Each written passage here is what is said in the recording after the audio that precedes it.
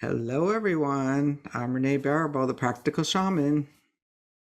Hi, everyone. I'm Sandra Ingerman, and welcome to the Shaman's Cave. So, today we have a very important topic to talk about, and I believe that you're really going to feel it in your heart. Um, can there be enough turmoil on the planet right now, at least in our time while we're alive? We know that there's been the same turmoil over and over again. For thousands of years, but here we are, and now we're here, and we're present. And so, what do we do during this time? There's so many opinions. If you look at what's going on, you can go, yeah, I can see this side. I can see this side. How do we take care of ourselves during this time when our hearts are literally being torn apart by how we're watching humans treat each other, how we're watching humans treat nature, all the changes that are happening, all the losses, all the tragedy? It's a lot for our hearts. Hmm. And one of the things about shamanism, which I really love, is that when when a shaman works, whether it's for the planet or whether it's for another person, the shaman isn't using his or her energy, their own vital energy. They actually act as a hollow bone for the helping spirits. And so, in a lot of ways, just the practice of shamanic journeying is a way to step aside from what's happening in the seen worlds, because we have to wonder, we're doing this to ourselves. And so, how do we take a step back, and how do we reconnect? Renee and I did a wonderful show on reconnecting after people have been crawling back out after the pandemic. So, how do we do that in a way where we don't get bruised, in a way where we feel stable and centered? And so that's what we want to talk about today, is different practices that we can use, like going into nature, doing practices like direct revelation, performing ceremonies that always bring us back to a place of stability and centeredness. And I know Renee has a lot to share about being out in nature and staying centered and stable. She helps me do that for myself all the time. I think we do it for each other. It's like this our little rock time that we like to come and get there's a one thing about staying center is there's always an added juice when there's more than one person in the room, and that there's a third vitality that's created. And they say that in wedding in marriages, that's what's created is a third bond. And so I think that when you come together in a group, there's an added juice of energy that you can all like sip on. If and that doesn't mean, I mean, I've been in groups where people actually go over and try to steal the energy of other people. I'm not talking about that, but it's that life force energy that comes into the center of that space of, and it happens even like when there's a tragedy and everybody comes together, like the tragedy is, say, the big tree falls out in the front yard and the power goes down. Now, that's a little tragic. And, but everyone comes together to help saw the tree, move it out of the road. So, and there's a third, that other energy that's created when that community comes together to do that, I think is so vital. And I believe that's why we've been doing this.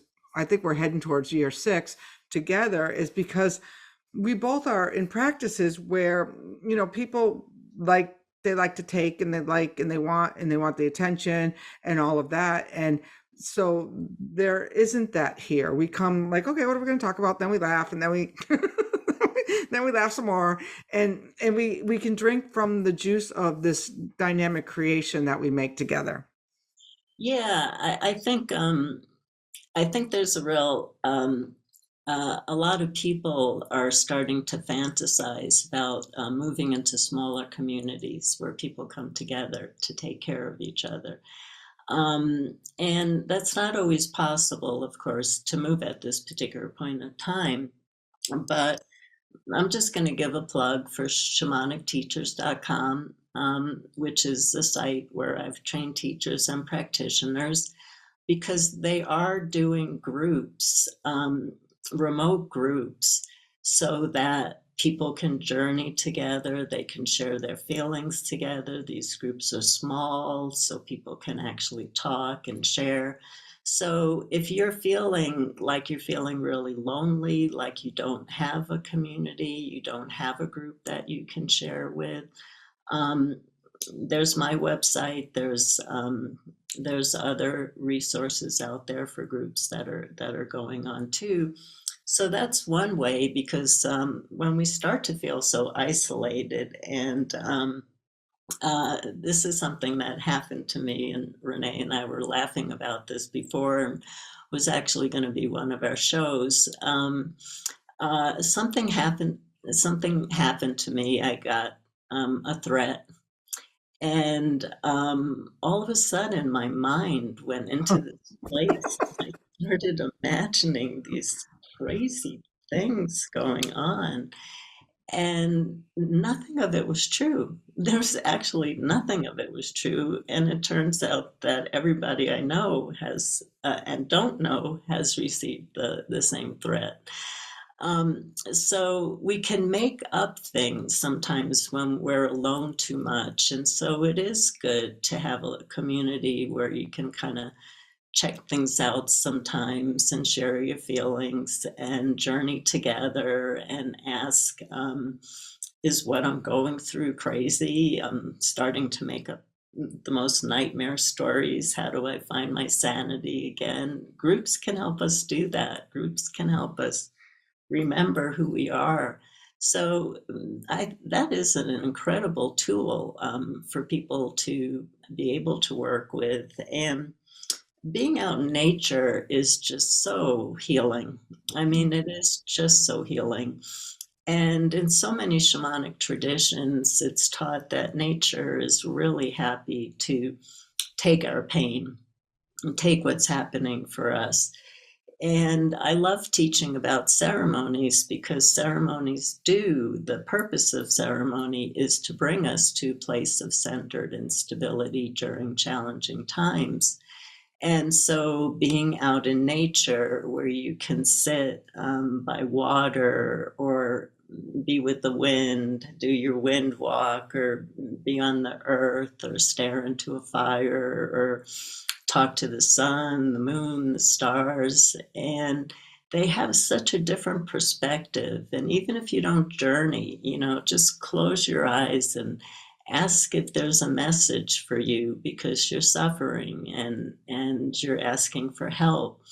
And ask if nature is willing to receive your pain and let it flow through you, and ask nature to transmute that into love and light, so that everything that grows and everything that feeds just receives this beautiful love and light. That reminds me of one of my favorite wind work exercises is the wind bath. And what you do in this would be really great, especially to find out, is this true or is this not true? Or am I, making all this up? Because most of it we make up. But, for a creator like me, I love these made up stories and I can really embellish them. But to do a little wind bath is to actually go like when you were a kid and stand with your arms full length and your legs about hip length width apart, and let the wind blow through you, and ask that wind as it's moving through you to remove all of these false ideas, all of these things, untruths, any grudges you're holding, any resentments you're holding, and just really let the wind move it through you. And just think about it like, I always think about it as a nor'easter. When a nor'easter rips up the East Coast, because that's where they kind of like to go a lot, they when like it runs through places like Atlantic City where there's a lot of loss and a lot of gambling and a lot of disappointment, and it clears the energy. So if it can clear the energy of of an Atlantic City or a New Orleans or one of these places where there's been a lot of magic, imagine what it could do to just you holding yourself in nature and taking a little wind spin and letting the wind move through you. Yeah, that's really beautiful. Yeah, people are really being called to nature right now. Again, if you read what people are up to, everybody's really being called to nature. And I want to give a plug. I have a Facebook page called Shamans or Gardeners of Energy. And if you're interested in it, there's a lot of people in it who don't even know who I am. Um, I the, doubt that. the password is transfiguration to get in. And the only thing you can do on this Facebook page is only two things you can do. You can post a beautiful picture, you can post a beautiful poem, beautiful words. That's it. So it's a place I go to when I'm really stressed out. And people don't really comment. There's too many posts at this point. We're getting lots of people, so many pictures, so you can't comment on every single one of them. But there's so many sites like this now on Facebook. Mine is not the only one. Shamans of Gardeners of Energy is not the only one. There's so many because it's a time where no matter how bad things are, we have to hold an outlook of positivity because if we don't have a good vision, what we're creating, we're just recreating the nightmare, and we're seeing that. Mhm. Um, my teacher in the upper world, Isis, she shared with me personally that what's happening for me personally is that my past is pushing into my present. Mm. And I have to, she said to me, no matter how bad, Sandra, no matter how painful your past was, you have to let it go. And you have to let it go now. And you have to get completely present.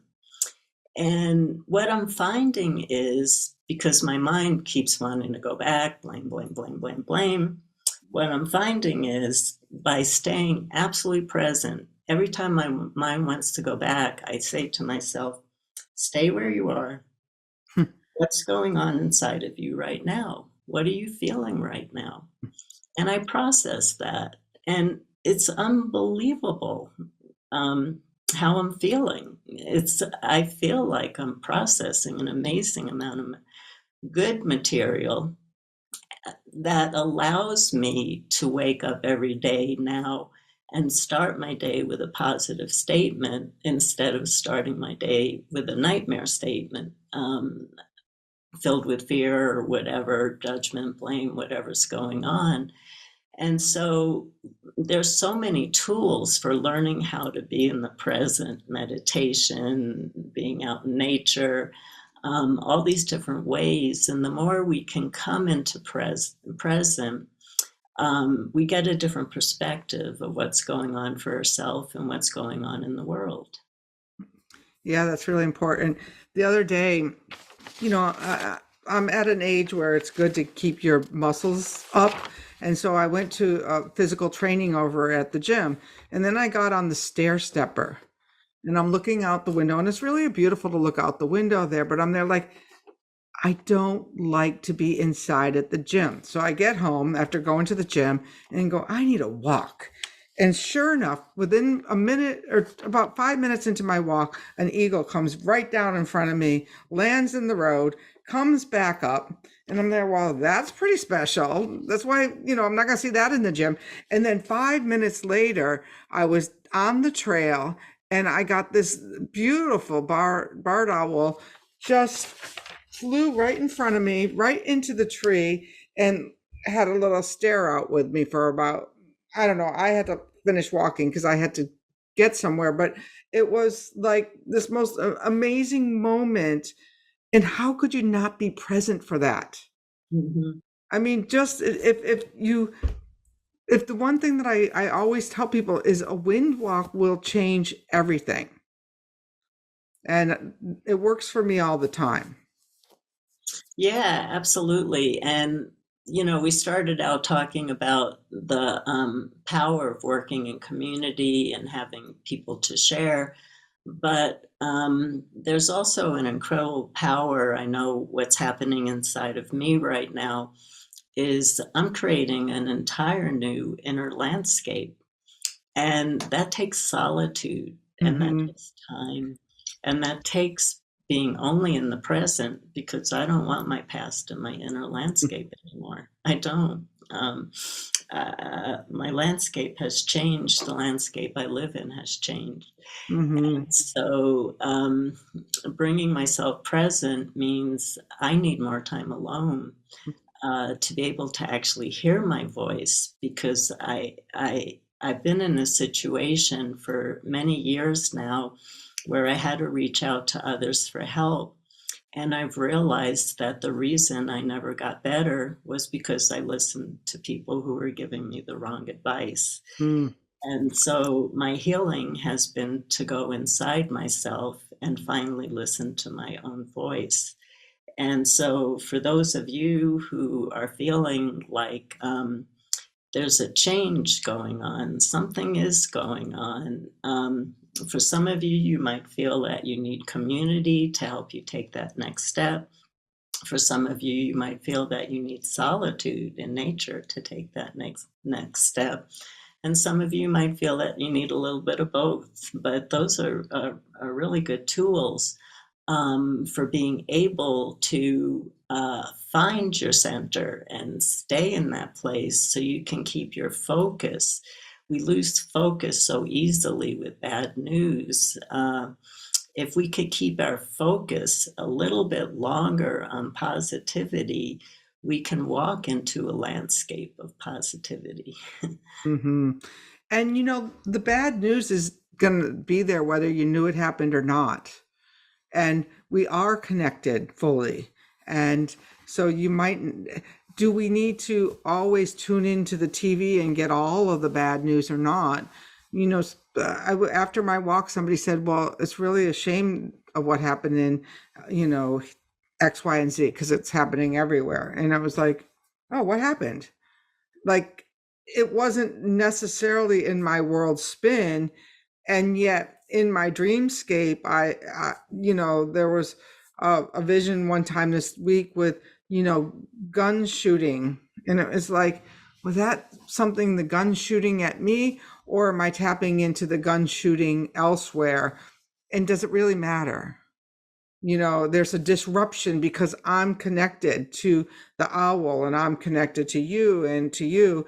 And, we really are one wind breath away from each other. And I think that it's really important to take that time, because we need all of you to be the best possible yous you can be, because we're in this together. And this is something that I think that we can succeed through with the right attitude. Yeah, I've shared a lot over the years, and I share in my books and my workshops about when I was in my late teens, and we were going through the whole trauma of the Vietnam War. For my sanity, and it worked. It worked. I'm here only because I did this. I cut myself off from the news. I actually didn't know who the president of the United States was for, I think, about 8 years. And slowly, I worked at San Francisco State University during that time. And one of my coworkers who sat at a desk had the paper, read the paper from cover to cover all day long. And I never looked. And after something like 8 years or so, one day I looked at a headline, and then I found I had the resiliency and the emotional strength to dive back into the craziness of our collective again. And now I can keep my center doing it, but I had to do that, and Hmm. it kept me sane. I was too sensitive then. I was too sensitive. I couldn't handle what was going on. Sometimes we have to emulate the ostrich who puts his head in the sand, because the ostrich doesn't need to know everything that's going on in that moment and feel safe enough that, the world's spin is not going to change, when it takes a time out. So I think we've said a lot in this talk about tools that we use, and definitely time in nature is one of the biggest ones. Oh, the other one that I'm thinking about for today is that now that I've had some revelations in these dreamscapes lately, I'm there like, oh, when's the last time you had a fire to put all this stuff in there? So, we're building a fence next door. I'm going to get all the scraps of the cedar and have myself a nice hot fire and put all of these things that need to go into the fire because fire transmutes quickly. Absolutely. And I just want to add, because I live in New Mexico, that please, if you work with fire, please make sure that you're safe working with Mm, fire. I do not do fire ceremonies myself anymore. mm, I've had to I'm sorry. Yeah. find other ways to work. So, but yeah, there's so many different ways to work, so many different ways to work. And Renee and I share it in our books, we share it in our courses, and we share it with all of you. And we're really happy to be able to have this time with you to share, especially during the times that we're in right now. Thank you. And make sure you follow us on all of the places you want to follow us, our podcast, The Shaman's Cave, Shamans TV, and we'll see you again soon. Bye, everyone.